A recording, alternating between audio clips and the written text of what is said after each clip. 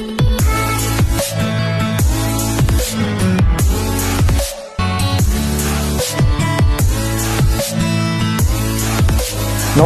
আজি আমি আলোচনা কৰিম এটা অত্যন্ত গুৰুত্বপূৰ্ণ বিষয়ৰ ওপৰত হেতু হৈছে যে ৰিজাৰ্ভছ বুলি ক'লে আমি কি বুজি পাওঁ আমি সকলোৱে ৰিজাৰ্ভৰ নাম শুনিছো এটা ব্যৱসায়ত আমি একাউণ্টছ প্ৰস্তুত কৰোতে বিভিন্ন ধৰণৰ ৰিজাৰ্ভছ থাকে সো আজি আমি বিশদভাৱে বুজিম যে ৰিজাৰ্ভছ মানে কি বুজা হয়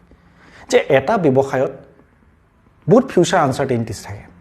সেই আনসাৰ্টেইনিটিজ বিলাক মিট কৰিবৰ কাৰণে যে ভৱিষ্যতৰ অনিশ্চয়তাসমূহৰ কোনবিলাক অনিশ্চয়তা বিত্তীয় অনিশ্চয়তা ব্যৱসায় এটা ভৱিষ্যতে উদ্ভৱ হ'ব পৰা যিকোনো ধৰণৰ বিত্তীয় অনিশ্চয়তা মুখামুখি হ'বৰ বাবে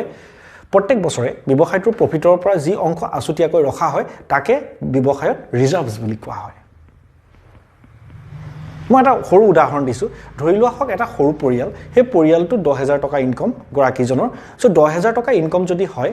তেনেহলে সেই 10000 টকা প্ৰত্যেক মাহে খৰচ কৰি দিয়া নহয় তাৰ পৰা এটা ধনৰ অলপ অংশ আছুতীয়াভাৱে সঞ্চয় কৰা হয় ভৱিষ্যতৰ বাবে ঠিক একে কথা ব্যৱসায় ক্ষেত্ৰতো প্ৰযোজ্য হয় যে ব্যৱসায়টা যেতিয়া প্ৰফিট আৰ্ন কৰা হয় প্ৰফিটৰ এটা অংশ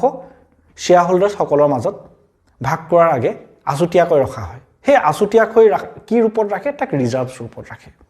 ইয়াৰ উদ্দেশ্য কি যে ব্যৱসায়টোত ভৱিষ্যতে আহিব পৰা যিকোনো ধৰণৰ বিত্তীয় সংকট বিত্তীয় অনিশ্চয়তাৰ মুখামুখি কৰা এই প্ৰকৃততে ব্যৱসায়ত এটা ফিনান্সিয়েল ষ্ট্ৰেংথ দিয়ে বিত্তীয় শক্তি যোগায় বিত্তীয় ইন্ধন যোগায় এটা ফিনান্সিয়েল বেকআপ দিয়ে সেই ৰিজাৰ্ভ বিভিন্ন ধৰণে মেইনটেইন হ'ব পাৰে general reserve capital reserve revenue reserve liquid reserve ইত্যাদি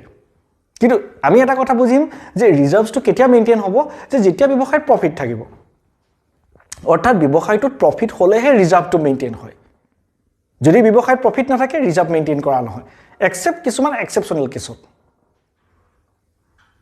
সো আমি ইয়াক ক'ব পাৰোঁ reserve is purely an appropriation of the profit